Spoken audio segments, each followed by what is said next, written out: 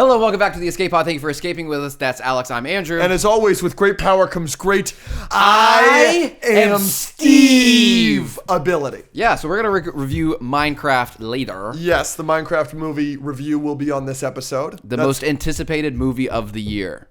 I would argue of all time. It could definitely be in the conversation. Certainly. We're going to review Daredevil as we normally do. The patrons got that early. Yep. Shout out, y'all. Y'all have seen our thoughts on that. We're going to review episode 5 and 6 because 2 episodes came out this past week. Yep. But first, lock in. Marvel did a thing, and the thing involved chairs. Marvel did a thing. It was all about chairs. It was a game of musical chairs. Yeah. It would a be very music slow, long game of musical chairs. chairs. Right? You would get a bit of music, and then there'd be a chair, and there'd be somebody's name on said chair. Yeah. We're kind of paraphrasing for those of you that did not see, the two of you that are watching this podcast that did not see the chair event. Marvel did a live stream, and it started with Chris Hemsworth's name on a chair, and every 15 minutes there would be you would hear some music, and then there'd be a chair with somebody's name on it. The way that it was them revealing the cast of Avengers Doomsday, which is the next Avengers movie, which comes out next year. Overall, we were very upset and disappointed by the event, and then it got very exciting, and then it became one of the best days in the history of the podcast. Yeah, I've never been so bipolar about an event or a live stream. I was pretty low on it, and I still think it could have been a little better. And Absolutely. I totally I look at retrospectively. I look at past Andrew, and I'm like, I understand why you're upset. You know, I'm not mad at myself for being upset, but also I'm not mad at myself for enjoying the second half of it. Of You know course. what I mean? So what happened was we watched probably the first hour and a half to 2 hours of it and saw 6 people's names, and it was all people we expected to be in the movie. Chris Cool. Hemsworth, Anthony Mackie, Vanessa Kirby, Sebastian Stan, Paul Rudd. We were like, who cares? Who cares? And what broke us was they showed Wyatt Russell, Yeah, and we were like, who plays U.S. Agent yeah. in Falcon and the Winter Soldier and Thunderbolts. And we were like, Marvel, why do you think we would care about this? Yeah. But then I'm chilling in my bedroom upstairs in the main house, and I'm like trying to go to bed. Yeah, because we got up. I mean, it wasn't early, but It was 8 a.m. it was 8 a.m. And remember, this is on the back of the Fantastic Four event where we got up at 5 a.m. and the live stream started with another hour-long countdown. Yes. And we were pretty low on that event. And then it was another 15 minutes of introduction and whatever. And it was for a teaser trailer that's a minute long or whatever. Yep. So we were just after an hour or two of this, we were like, are we being for real? Yes, exactly. Yeah. Fair. I think that's fair of us. that's fair. And so I was in the loft upstairs trying to take a nap because I was so tired because I woke up at 7:30 for this. Yeah. And I'm laying there and I hear Zach and Angel are blaring it on the TV in the loft, and I hear da-da-na-na-na-na, and Beast had just been revealed. Yeah. Which is a And good it one. was Sir Patrick Stewart. Yeah. And they went nuts for that. And I was like, oh, that's actually interesting. Yeah. And then the next one happened, and they go, who's Ian McKellen? I go, that's Magneto. What? Yeah. I go, that's Magneto. I was like, oh, that's actually crazy. And you and I were texting at that point. We were like, oh, Beast is interesting. Yeah. Oh, Patrick Stewart. And then we were like, we need to film. Okay. Get the frick back over here. And the first one was Nightcrawler. Yeah. And we both exploded because Yeah. obviously everybody knows our affinity for that character. Love that character. And then the next one, or a couple ones later, we got James Marsden, and we got a couple, but we got Channing Tatum. And our reaction to that is one of our most viewed videos ever in the history of the podcast. Over 5 million views across Instagram and TikTok, and very, very exciting. Our reaction, if you don't follow us on Instagram or TikTok already, please do. Yeah. Our reactions are on there.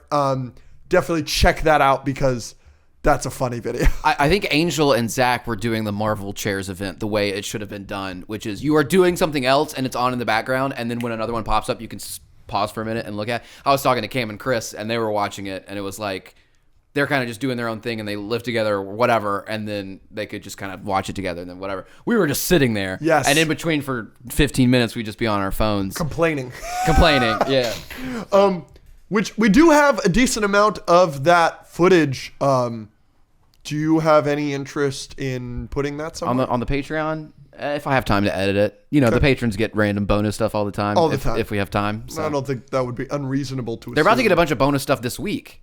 Yes, right? That's when correct. This is coming out? Yes, yeah. This is It's the week starting tonight. Yeah, so this is the starting week of, yesterday. I don't know. This is the week of CinemaCon. Correct. So if you are interested in getting the Patreon, like when this comes out on Monday, that week we'll be in Vegas at CinemaCon, and they are revealing How to Train Your Dragon, the whole movie, all these different companies. What else? Give me an example. Guess what? What? We got the first poster for Wicked Part 2, Wicked for Good, at CinemaCon. They've already put it up.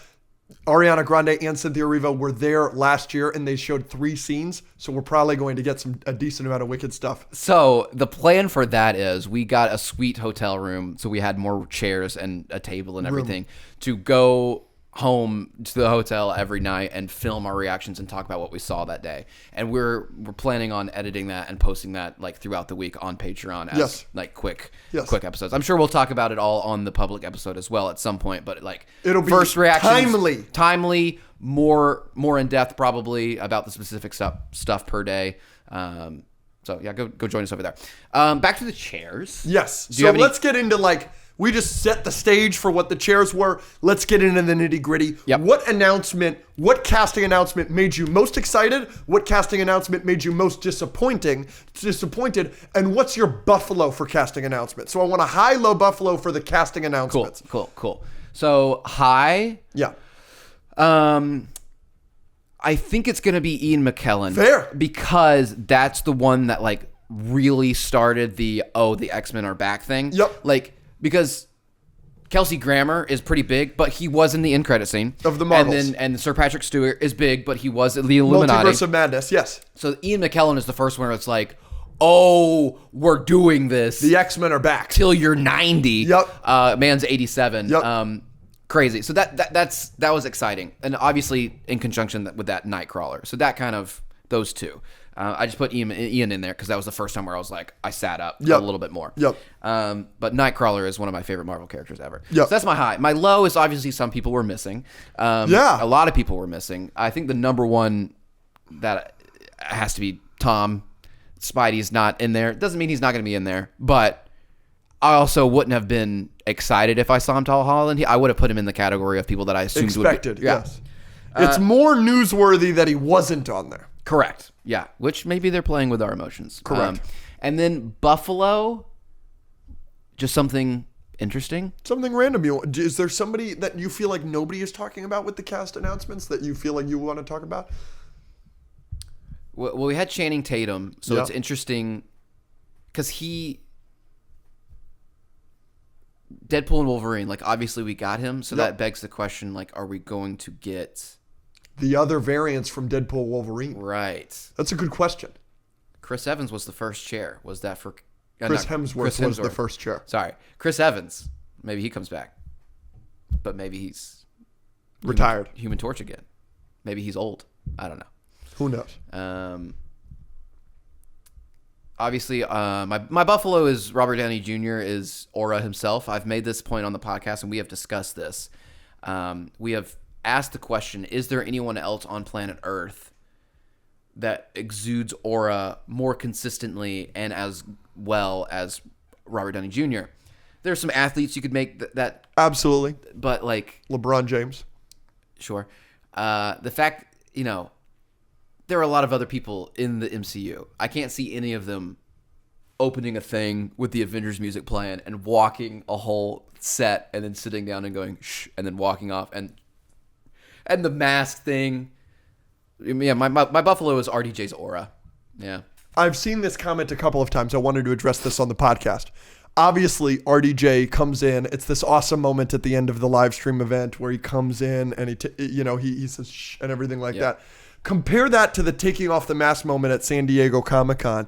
I've seen a lot of people say, what if they didn't reveal it at San Diego Comic-Con and that was our first reveal of Robert Downey Jr.? How much crazier that would have been. And to my rebuttal to that, even though obviously you're clearly very excited with that premise. Yeah, I am, but San Diego Comic-Con I think was perfect. I mean, the moment of the taking off the mask is better than anything they could have done. It's the best reveal for a movie ever. It is. It's just crazy. It is. It doesn't matter if this movie sucks. That will live in history. Yeah. It's just such a great I mean, that theater exploded.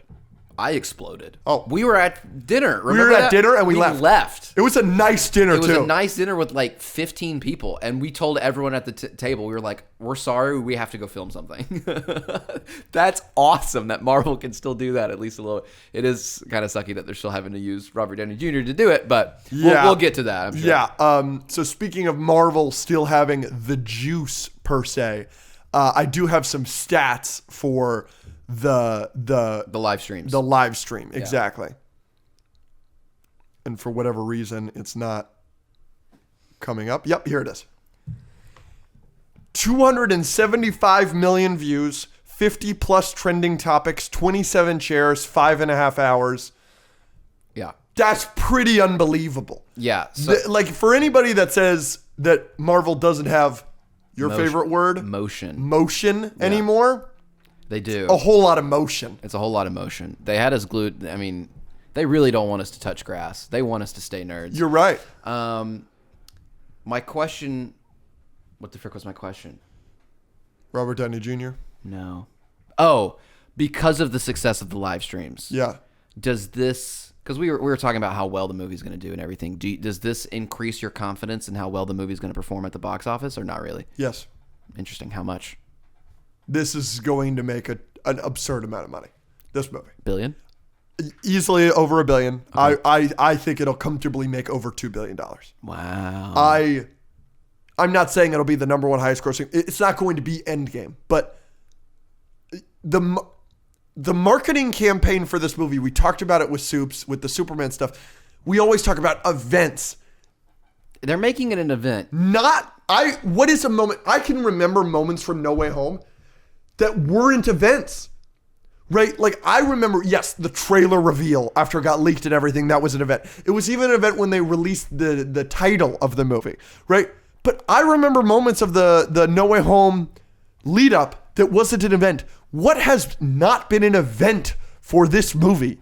They freaking announced the cast with chairs, and it's the biggest thing that's happened this year for our job. Invincible Season 3 came out this year. We had a Spider-Man show this year. We've got Superman this year. This has been the biggest thing this year by far. Yeah, it is kind of crazy. Like, imagine DC could have events like this for Superman. That'd be a lot of fun. Of course, but they can't. It's like not. Yeah. They're just not there yet. It doesn't matter if this movie's bad. It's like Force Awakens, dude. But again, the only reason that either of the events have been successful is because of nostalgia bait. Absolutely, and that's a different conversation to have. Yeah. Will Avengers Doomsday be good? Because it certainly might not be. I don't have a lot of confidence in it, to be honest. Yeah. That's a lot of people, and there's still going to be more. And we always say it on the podcast. It's a lot of people. It's a lot of people we haven't seen in 15 years. And it's a lot of people that you're going to have to introduce into this universe. And most importantly, leading into Avengers Doomsday from Avengers Endgame, we've seen Yelena Belova 3 times. We've seen Anthony Mackie, Captain America 2 times. And those are the top 2 characters we've seen the most from Endgame to Doomsday, versus Iron Man 1 to Infinity War. We had seen Iron Man Robert Downey Jr. 8 times, and Thor 5 times. And Captain America. 5 or 6 times. That was the big 3, and we had seen them a lot. Like, we had trilogies for the 3 main characters. We had a trilogy for all 3 of them. We don't have a trilogy for Doctor Strange. We've had 2, right? You're correct. Yeah. We have a trilogy for Ant-Man. Cool. And the last one was real bad. And many people consider the second one to also be real bad. Yeah. So we haven't had a great Ant-Man project since 2015. We had a trilogy for Spider-Man. He wasn't even announced.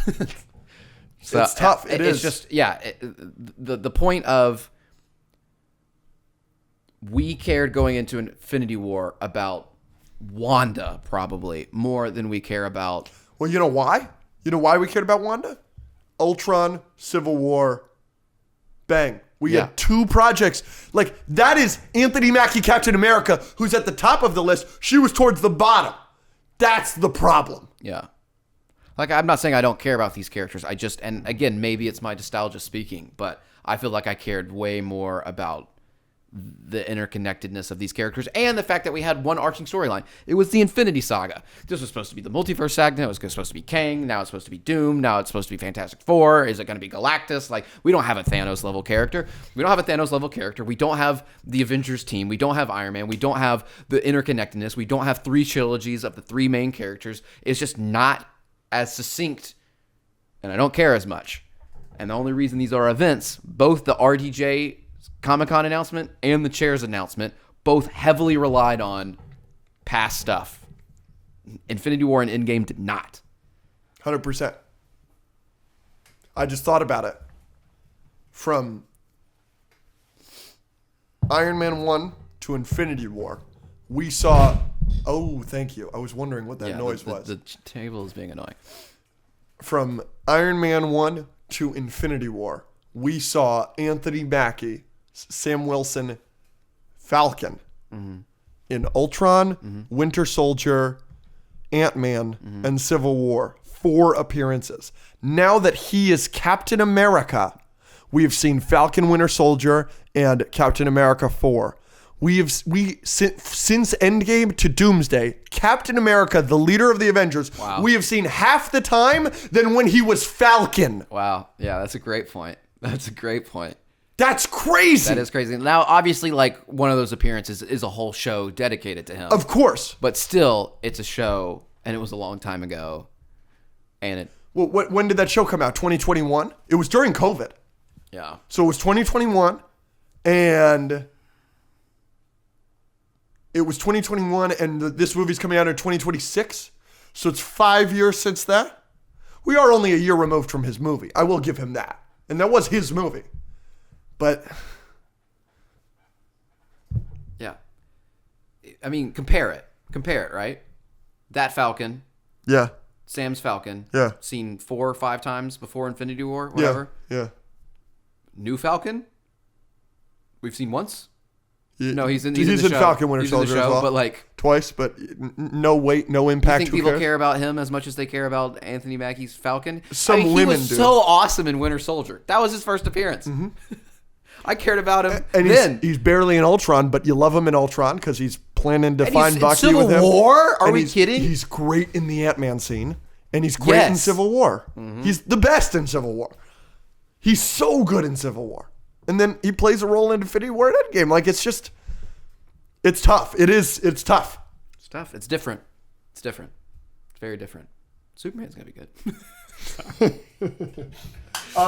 Just wanted to go through this list for those of you that haven't seen this, and I do want to hear your takes on this. Yeah. Here are major MCU stars that are not included in the Avengers Doomsday chair announcement castings. Okay. Chris Evans, Haley Atwell, Mark Ruffalo as Hulk, Okoye's actress, Denai Guerrera. Yeah. Sorry. Charlie Cox, Benedict Wong, Iman Vellani, Jeremy Renner, Tom Holland, Oscar Isaac, Tessa Thompson, Evangeline Lilly, Paul Bettany, Tatiana Maslany, Don Cheadle, Brie Larson, Olga Kurylenko, she's Taskmaster, Dominique Thorne, Ironheart, Samuel L. Jackson, Haley Steinfeld, Elizabeth Olsen, Dakota Johnson, Sochi Gomez, Tiana Paris, and Benedict Cumberbatch. I would be shocked if none of these people are in this movie. Yeah, some of those have to be in there. Correct. Some of them have to be in there. And I don't know if you saw this, but I did see on the Marvel post, Robert Downey Jr. said there's always room for more, and Marvel Studios was like, we're not done yet. Yeah. So I think that this is just what they've got under contract right now. Yeah, I'm sure plenty of these people are going to be back. Yeah.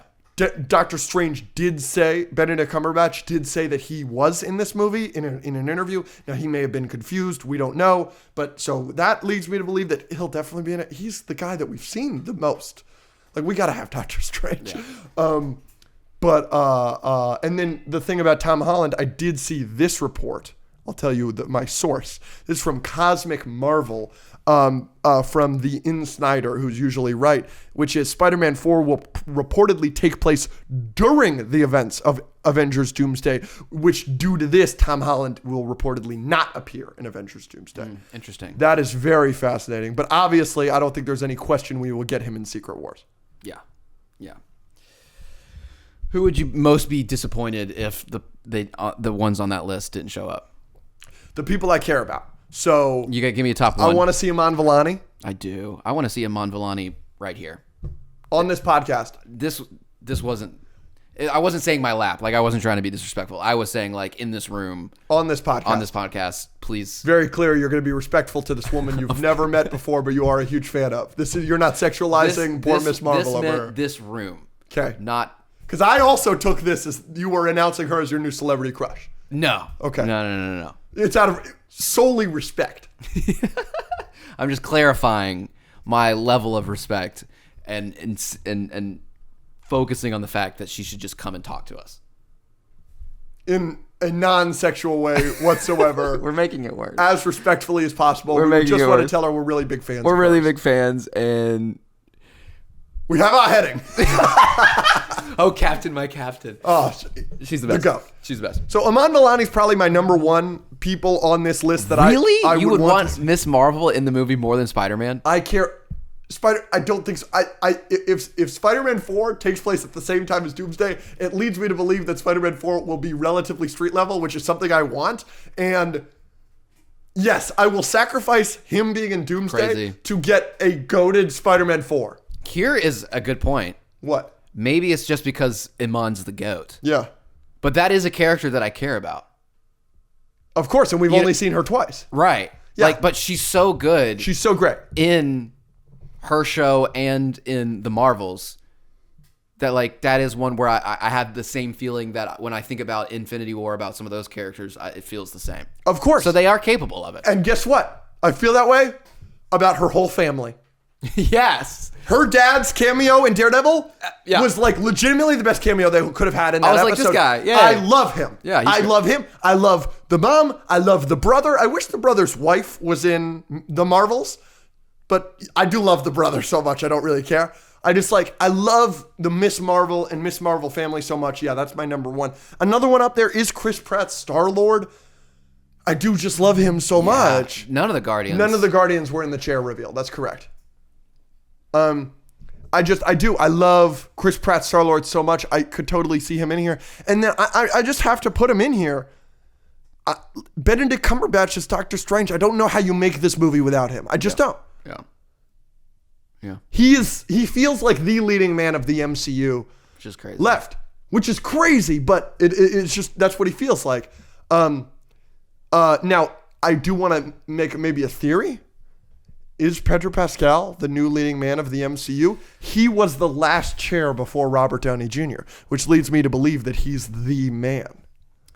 It's kind of like top billing in a movie, you know what I'm saying? Yeah. No, he could become that for sure. Yeah. And I don't think that would be a bad thing. No, I think he's great. I'm not sure. Obviously, I haven't seen his Fantastic Four movie. It is a little bit different because Iron Man has 3 movies solo to himself.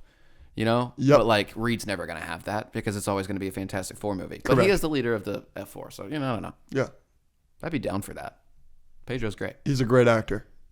His life has really changed since The Mandalorian. Yeah. He's in everything. Sabrina Carpenter twerked on him. You're right. It's crazy. Good for him. Is that the coolest thing he's ever done? Oh, dude. He's the Mandalorian. Yeah. What's cooler, being the Mandalorian or having Sabrina Carpenter grind on you? Sabrina Carpenter grinded on that one guy when she got Eiffel Towered in Paris. Did you see that Juno position? Yeah, it was crazy. There's so 2 of them. That guy. Oh, because it was in Paris. Yep. I get it. Yep. It's cool. It's good. Cool. Maybe not the word. It's meta. So Pedro Pascal, we assume Barry Keoghan has been grinded on by Sabrina Carpenter. Yeah, they were together for a little bit. Which one's cooler? And I'm just saying, it's a very elite group. Yes, I understand. My point is there's only one Mandalorian. There's actually technically 3 Mandalorians because there's the 2 stunt actors that are always in the suit. Yeah. So this is an exclusive group is what we're pointing out, is that Sabrina Carpenter has grinded on 3 people and being the Mandalorian. I'm leaning towards being the Mandalorian. There's one you would enjoy more, though. Being the Mandalorian. He's lying. Did you see that? Pedro Pascal came out and talked about that moment? No. I think this was yesterday or something. I didn't. He was like, we were about to go on, and Sabrina came up to me and was like, I have one more note for the thing. He was like, okay, whatever. She's like, I'm just going to grind on you a lot. He was like, all right. Sick. Yeah. That's pretty cool. Yeah. Maybe it is Sabrina Carpenter. Anything else? We do have, not related to the chairs, but we do have a major thing about Marvel that I feel like we have to talk about on this podcast. Spoiler warning ahead of time for Daredevil season 2. Oh yeah. Sorry. That was weird. Lock in. That is the best look It's so sick. he's ever had, kind of by a country mile. It's amazing what the double D's do to that silhouette. It's amazing. And the black with the double D's specifically, like the He's got boobs. It's a D and a D. He's transitioned. They did not give Matt Murdock a boob job. Mackenzie Murdoch. No. The Daredevil logo with the two Ds and the black is... It's black, but then it's like, it's not the red that they've been using in the show, which is like a dark red, it's bright freaking red. And like he's aura farming in it. Like every picture... The behind the scenes pictures are incredible. Like he's not even trying, and it's just like he looks like the coolest person of all time. I don't care that it's not the most comic accurate thing in the world. That suit should be the permanent suit forever. It's really good. It's the best suit he's ever had by far. I'm excited for season 2. Obviously. I'm very excited for season 2. But yeah, so I felt that we needed to talk about that. Do you have anything else you want to say about that? No, I wasn't aware that Charlie Cox, Matthew Murdock could get sexier, and they pulled the rug out from underneath me. They did. Yeah. But we can now move on to our review of episodes 5 and 6 of Daredevil Born Again. And as we said, the Patreon did get this the night the 2 episodes dropped. Yep. So here's past Alex and Andrew. Yes. Daredevil Born Again, episode 5 and 6. It is time. No, yes, Yep. 5 and 6. It is time. Episode 5 is the best episode of the show so far. Agree or disagree? Disagree. Agree. Okay, you think the first episode is better? No, I think episode 6 is better. Okay, we'll get to that then. Episode 5 is the best episode up until that point. Perhaps. I think I could just make the argument for any of them. But The bank robbery is awesome. from start to finish was fabulous. Are we ranking? Do you want to do out of 10 for either of these? Sure, we get. I don't care. Episode 5 ranking out of 10. Sure. 3, 2, 1. 9.5. 10 out of 10. Yeah. Like, you can't do it better. I thought it was great. In my opinion, I said this to you off air. I'm listening. I said this to you off air. I believe that episode 5 of Daredevil Born Again was pre-overhaul, right? So everybody on the internet got mad that they weren't bringing back Karen and Foggy. There you go. Very nice. I like that a lot. I'm about to break your leg in half, dude. That was a great scene. But a lot of people were upset, so they overhauled a lot of stuff. This episode felt like what they were probably originally going to do with the show. It's very MCU. They're talking about Miss Marvel. Kamala Khan's father is obviously a main character in the episode. It's robbing a bank. It's a bottle episode is what they're called. Like, it's very contained in its own story. But it's Matt is using his powers perfectly. He's awesome. It's high stress. It's just like, it's a great contained little episode, and I thought clearly the best episode of the series so far, episode 5. Yeah, it was Daredevil being freaking John McClane and Die Hard. Yeah. Just like kind of sneaking around. Yep. Picking them off. Yep. When he's... So cool. Oh, using the powers. Oh, he's using the powers. How about his... And then he says, I'm a really good lawyer. How about his voice on the phone? Yeah, that was good. Great. Catching the shotgun upside down. So it doesn't... Oh. I did feel, this isn't a complaint. Obviously, I just gave the episode a 10 out of 10. But I did feel the choreography for the fight scenes was significantly different in episode 5 versus the choreography in the rest of the show. And that includes episode 6 with the Muse fight, which we will get to. Do you know what I'm saying? The punches felt different. It was... The one in the stairwell Yes. for sure, because I think they were trying to do that like no music thing, and they could have done it a little better. I think so too. There were too many dead moments where there weren't any sound effects, Yep. where it felt a little awkward, but overall still fun fight scene. And then obviously he F's that guy up in the alleyway. The alleyway is incredible. Smashes his head into a bottle. But how about... Because why not? Just the scene where he's just slowly taking off. Oh! It's so cool. Take the tie off, dude. It's so cool. The aura was insane. No, it was awesome. How many times can he aura farm? Yep. It's not fair. Yeah. It's not fair. You're giving us episodes where he's risen up women, and the next episode you're having people point guns in his faces, and he's just wearing his little red glasses, looking like a G. Not acknowledging. It's not fair. It's Yep. not fair. Matt Yep. Murdock is the coolest human being to ever have existed ever. Yeah. No, it's good. It's Speak. Yeah, I really liked it. Yeah, I thought that episode 5 was Speak. fabulous. Speak. Fabulous. Do you have anything else you want to say about episode 5, or shall we move to episode 6?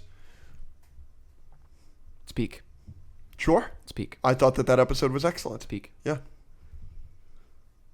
Speak. Okay. Episode 6? Peak.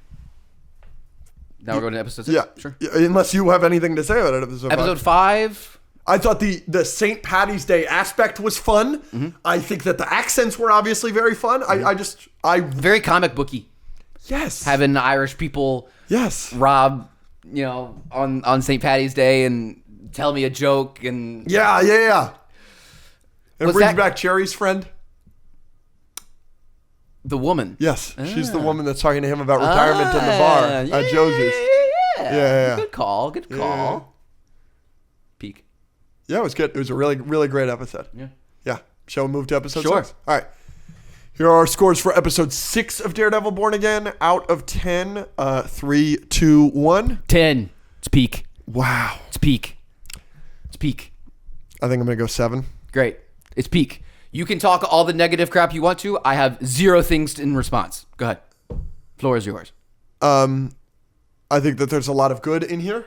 Ah. I think that the reveal of the blood is the paint was fun, and I like all of Fisk's lines where it's like the garbage man is doing a better job than the NYPD. I like him putting together the anti-vigilante squad. That's fun and evil, and he's being very Fisk. I like the Adam scene, and I love the parallels between the Adam scene with Fisk and obviously the Daredevil scene with Muse. I thought those parallels were awesome. I think that there's some of the best acting from Vincent D'Onofrio in the entire show so far, in Born Again so far, is in this episode with his scene with Luca and his scenes with the people that he's asking money for. I think that there's a lot of positives in this episode. But a couple of negatives is I don't quite understand Matt's arc. I just okay, the whole point of the show is he's not Daredevil anymore, and he's getting slower and slower and slower to becoming Daredevil. So we have 3 episodes left. I'm just where are we going from here? I'm feeling the MCU thing that you always feel. Clearly you don't feel it with this show, but the MCU thing that you always feel it's an interesting premise, and you've got me in episode 1, 2, and then 3, 4, you're kind of losing me. I feel like nothing's going. That's kind of how I'm feeling with Daredevil's arc. I'm just I don't know where you're going, and I don't know if I'm that invested at this point.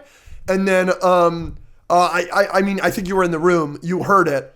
I audibly wailed when he started fighting Muse. What is the point of doing Muse if he can sense him? That's the coolest thing about Muse as a Daredevil villain, and that's why he has to get help from Kingpin. And I don't care if they're working together or not. I don't care if you're redoing the story or whatever, but Muse, so he's just a serial killer? That's not that interesting to me. If he's a serial killer that's painting with the blood of his victims that Daredevil cannot sense, that's so interesting, and you're not doing that at all. Which, sure, maybe he could learn his inhuman power in the next episode and then he doesn't sense them, and then I'll eat crow, but I don't think they're going to do that. Is eat crow a phrasing? I don't know. Egg on my face, excuse me. I've never heard eat crow. I think I've heard eat crow. I'll egg on my face and then cool, but I don't think they're going to do that, and so it's just I've been looking forward to Muse this entire show so far because everybody's been oh, it's gnarly and this and that. I don't feel that the stuff they've done so far is gnarly, so they're going to have to do something really gnarly next. And then, or people have been overhyping it, and I'm overall very disappointed and I don't think it's unjust of me to be disappointed that Daredevil can sense Muse. It's you did a Fantastic Four movie and Mr. Fantastic cannot stretch. You've taken away Muse's power. Why? I think I have a right to be disappointed about that. Sure. But you have no rebuttal. No. This may end up being one of our bigger disagreements in the history of the pod, just because it already is. You are so high on it, and I'm just consistently disappointed. Yeah. Yeah. No, yeah. So the Daredevil thing I think is insane. I don't understand that take. If the Muse thing bothers you, Muse thing bother you, totally fine. I don't care. But it doesn't bother you at all? I've never read a Muse thing, never seen Muse literally in my life. So if I did, I'm sure it would bother me. The powers that you're describing are very cool. I think if they introduce them, that would be sick. Egg on your face. I don't care. Like, if they don't do it, it's not going to ruin the show for me. But I just agreed that, like, if that bothers you, totally fair. Totally fair. Don't care. Like, that's on you. All right. Like, that's totally understandable. Because that is a cool thing that they could do, and I don't know why they wouldn't do that. You know what I mean? Because I've said this, and I think other people have said this. I thought he was just going to be a mutant. The MCU, they're just making everybody a mutant, right? They made Miss Marvel a mutant. They made Namor a mutant. They're making everybody mutants. He's an Inhuman, so they weren't going to make him an Inhuman because the Inhumans don't exist in this universe because that show was awful. So I was like, okay, they're not going to make him. They'll just make him a mutant. But it seems like he's not anything, and he's just a regular guy.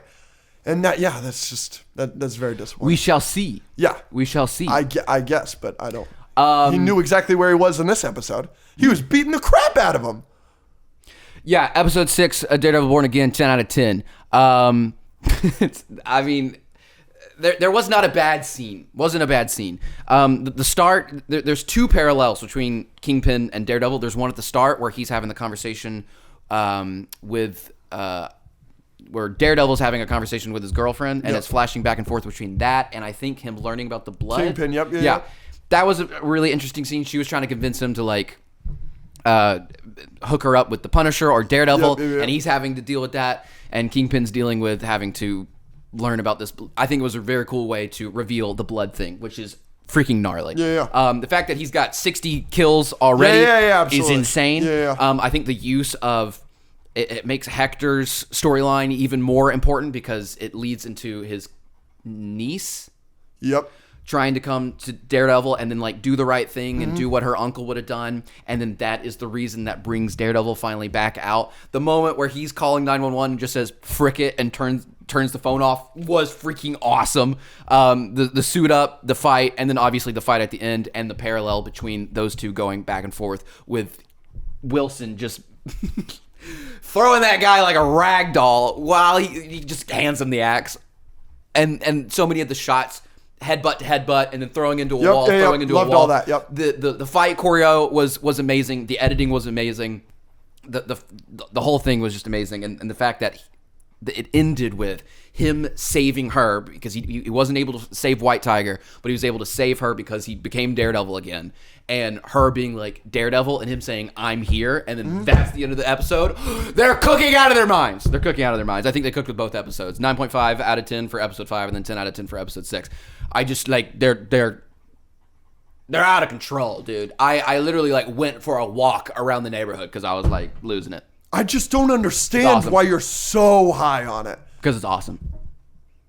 I was, like, freaking out. Is this the best season of the show? Do you think this is better than the previous seasons of Daredevil? I'm not going to say that until I've seen the entire show. But I think you could make that argument. Are you enjoying it more than you did enjoy? Like, again, I watched. It seems to me that you are. Oh, for sure. I mean, there are parts that I am for sure, but, like, that doesn't mean that I'm going to say one is better than the other necessarily. Because, again, I saw season 1 when it first came out. I don't even know how freaking old I was, so I would need to watch that one again. Was years ago. But second half of season 3 probably hasn't been topped. But if they nail the landing of this one, it'd be hard for me to not at least have that conversation.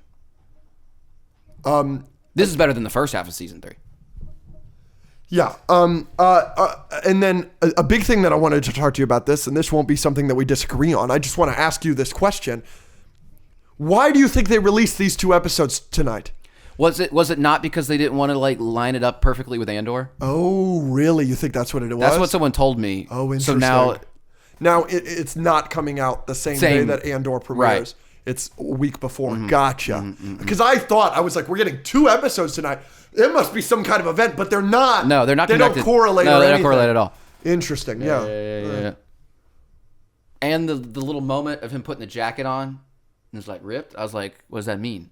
He's getting big. He's getting big because he's freaking Kingpin again, dude. No, and he's just like, that guy comes into his office and he's like, "You're gonna threaten me? $1 million more dollars." Boom. Sick. Matt's aura farming the whole show. It's amazing.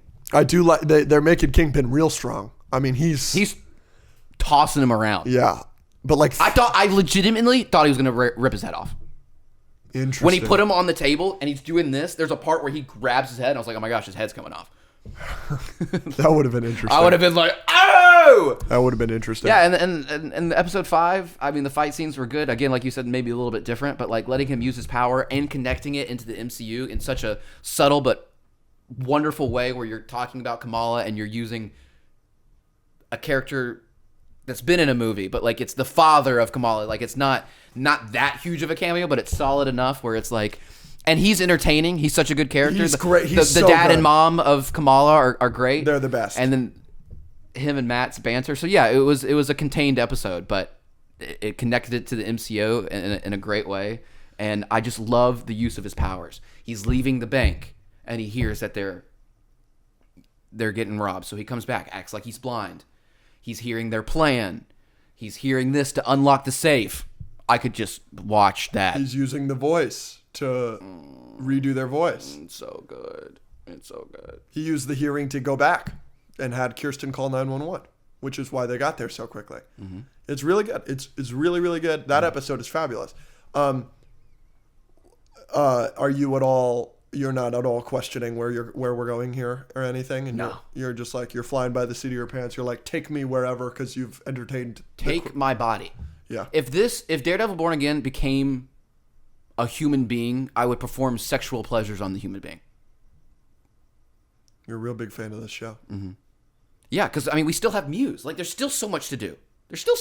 Well, you got the Punisher. We've got the whole Punisher story. Yeah. So this is my point, is we've got 3 episodes left, and you've got to wrap up Punisher. Are you going to make his niece the second White Tiger? Are you going to wrap up Muse? Is Kingpin... Obviously, Kingpin is like full bad again, I guess. But like how are you going to wrap that story up? Are you going to wrap that story up? I guess not. Like...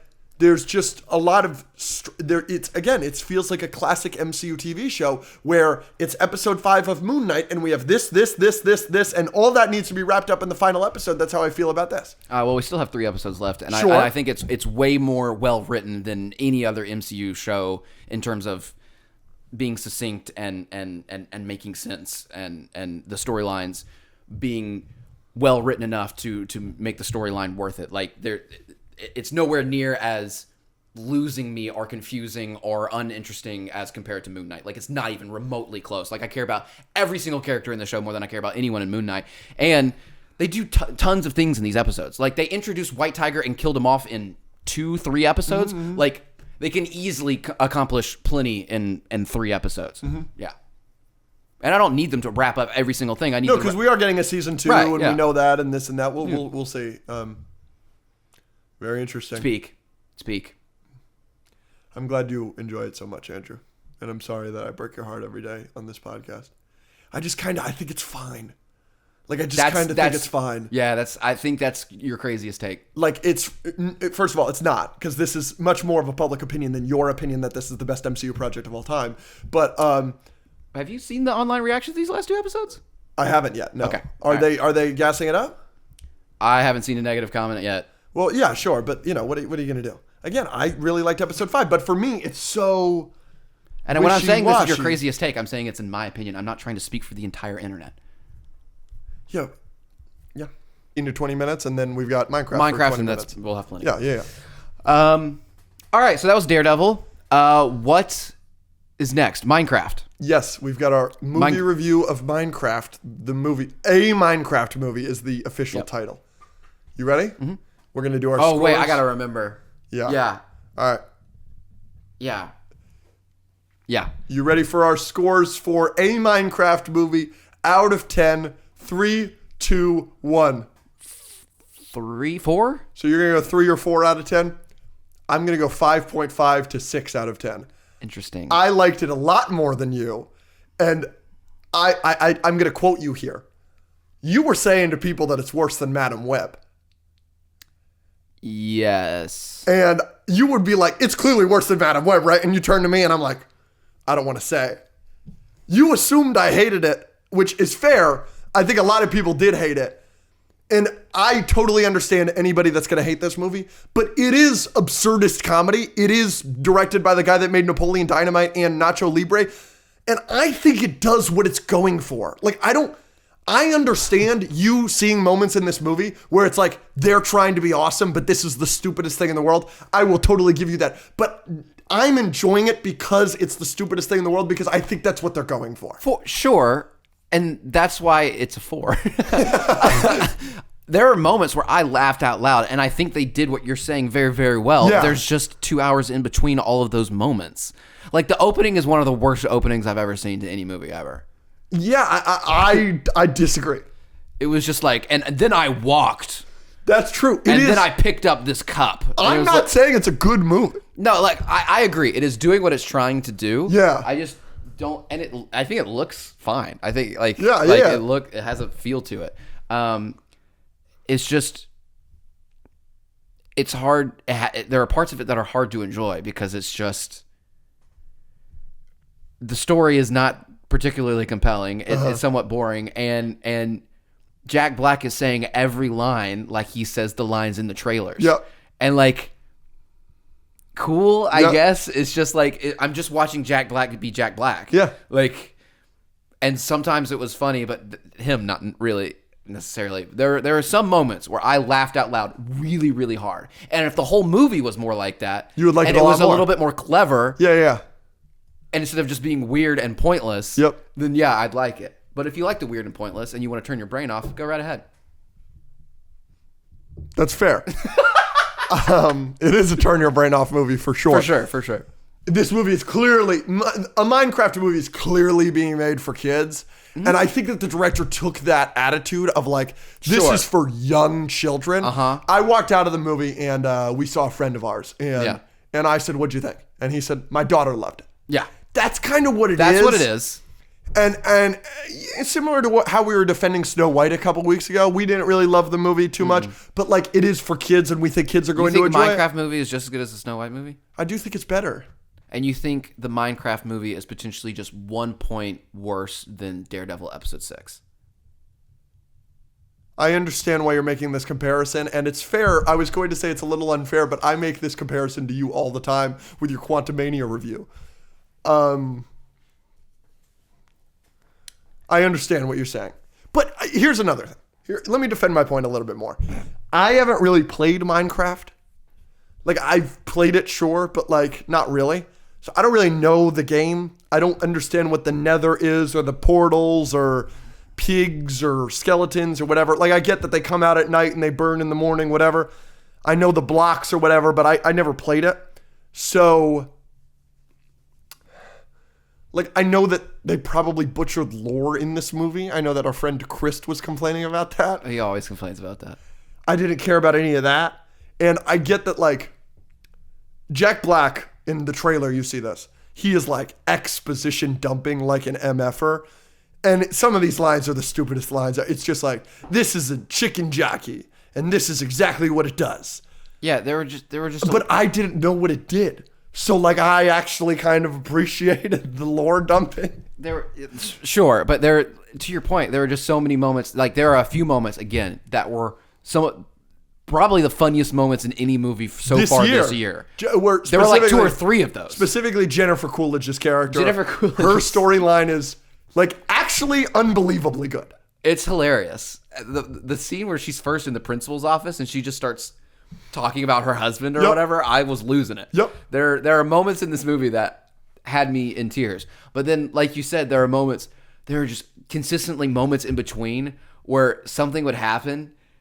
And I don't know if they're trying to be funny or whatever. And again, for kids, it's great. Where, like, there are moments where our entire row put our hands over our mouths because of what was happening was so bad.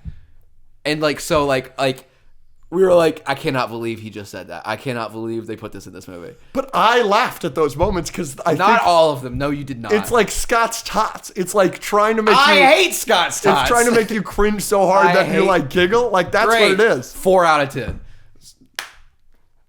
I get the argument. I get the argument. And I'm not going to argue with you at all. Like, I totally get, and I'm probably going to get killed for this opinion. I assume, like, I assume people will hate this. I can't believe I'm sitting on a podcast in which you're praising the Minecraft movie. I'm not praising it. I gave it a 5.5 or 6. It's too close. It's hurting me on the inside. I'm glad you enjoyed it. I did. I had a good time. I'm glad that I laughed a few times. Again, if the movie was more like those moments more consistently, I would be all over this movie. But I bet you.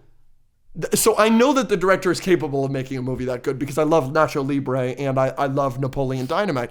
So what I'm trying to say is the reasons that it's not great like that, like the way you're describing, is the same reasons why kids are going to adore it. Sure. I think a lot of people, especially kids that like Minecraft, will come out of this and be like, that was freaking dope. Yeah. You know? Yeah. So yeah, I'm not disagreeing. Like the movie knows what it is. Like the movie wasn't trying to be a Scorsese film. Certainly not. We know, and you can tell from the trailers. Of course. Yeah, it's goofy, weird. I think it's goofy, weird, funny, and I just wish there was more funny. Do you think the Minecraft movie will take on like a life of its own as a meme? Absolutely. The memes that will come out of this, I hope, will be amazing. If you remember Minions Rise of Gru, people would go in suits and they would do mosh pits in the front of the theater and cause havoc in the theater just because it's Minions movie or something. I feel that could certainly happen with this movie, where kids our age or a little bit, I guess we're not kids, but people old, our age and a little bit younger, from the 16 to 25 range, will go and see this movie with a big group of friends as a meme. I could totally see Onion happening. would do that. Of course Onion would do that. Onion would do that. Yeah. I think most of our Discord will do that. Yeah. So, yeah, go see it. One of the worst, is it the worst movie of the year for you? No, absolutely no. Oh. It's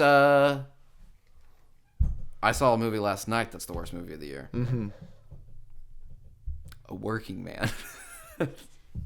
Sorry, Jason. We didn't hate The Beekeeper. I didn't hate The Beekeeper. And we're big fans of Meg 1. Not Meg 2, though. Meg 2. Mm-mm. You like Meg 2 better, or you like Meg 2 less? I like Meg 2 more than A Working Man. Uh-huh. Wow, that's how bad The Working Man is? Is there any particular reason Letterboxd wouldn't open right now? No? So it's just inanimate objects being stupid? Probably. Okay, because I'm connected to a Wi-Fi from a router that's literally right there. Nice. Do you think Letterboxd is sleeping with your wife? I don't have one. And according to you, I never will. Because Letterboxd is sleeping with her.